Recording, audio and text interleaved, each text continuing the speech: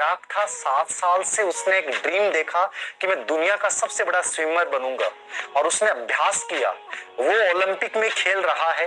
Beijing Olympic से 2 साल पहले उसका एक्सीडेंट होता है और एक्सीडेंट होने के बाद माइकल फेल्प्स का राइट हैंड जो है वो क्रैक हो जाता है, हड्डी टूट जाती है।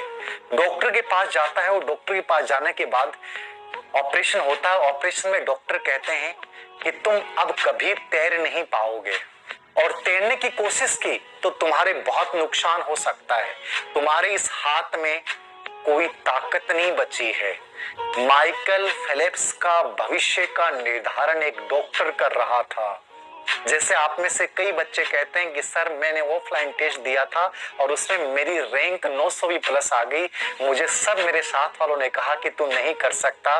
माइकल फेल्प्स के बारे में डॉक्टर ने कहा कि तू तैर नहीं सकता क्योंकि तेरा राइट हैंड जो तेरी सबसे इंपॉर्टेंट चीज थी वो अब ताकतवर नहीं बचा, ये काम नहीं करेगा, तुम अब कभी तैर नहीं पाओगे।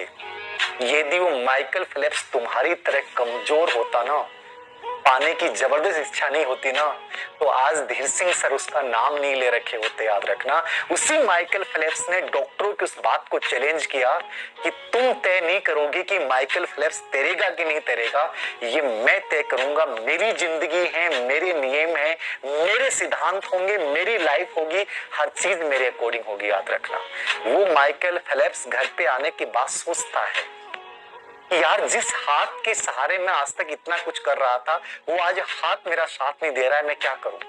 एक तरीका था वो रो लेता, जो समय गवाया उसके लिए कह लेता है कि यार मेरा समय खराब है, भाग्य खराब है, मेरा वक्त ही खराब है कि मेरा एक्सीडेंट क्यों हुआ, ऐसे समय में मेरे साथ ऐसा क्यों हुआ। वह माइकल फेल्प्स किस इच्छा से प्रेरित था, पाने की जबरदस्त इच्छा। उसने अपने अंदर की इस पावर हाउस को जगाया और उसने सोचा कि आज तक मैंने सबसे ज्यादा इस्तेमाल इस हाथ का किया है, लेकिन अब मैं इसके भरोसे नहीं बैठ सकता। चाहे वक्त मेरे पास कम है, लेकिन याद रखना मैं वो ताकत पैदा करूंगा अपने पैरों में।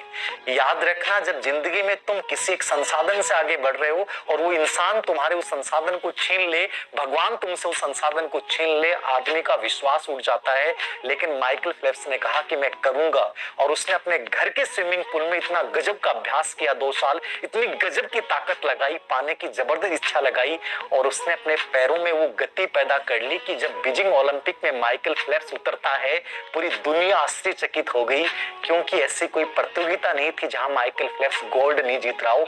8 गोल्ड मेडल एक साथ जीते थे माइकल फेल्प्स ने।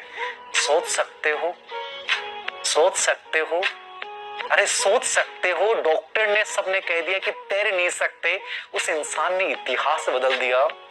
किसके द्वारा? पाने की जबरदस्त इच्छा।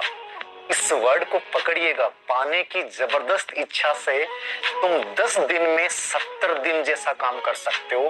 ये याद रखना, मैं बोल रहा हूं, एक एक पल को तुम गजब का बना सकते हो।